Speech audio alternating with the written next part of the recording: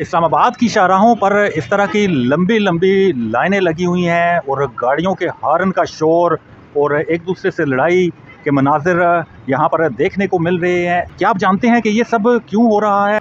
आपको इस वक्त नज़र आ रहा होगा कि इस्लामाबाद में इस वक्त गाड़ियों की लंबी लंबी लाइनें लगी हुई हैं और ये सब पेट्रोल पंप्स पर जाकर गाड़ियों में डीजल और पेट्रोल भरवाने के लिए बेताब है।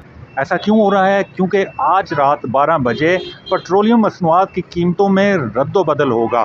इस वक्त पाकिस्तान में पेट्रोलियम मसनूआत की कीमतें आसमान से बातें कर रही हैं।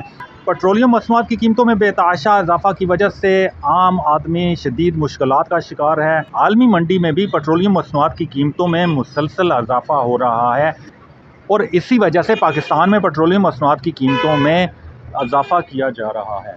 पेट्रोलियम मसनूआत की कीमतों से जहां आम आदमी मुतासर हो रहा है, वहीं पाकिस्तानी मईशत ज़वाल पजीरी का शिकार है।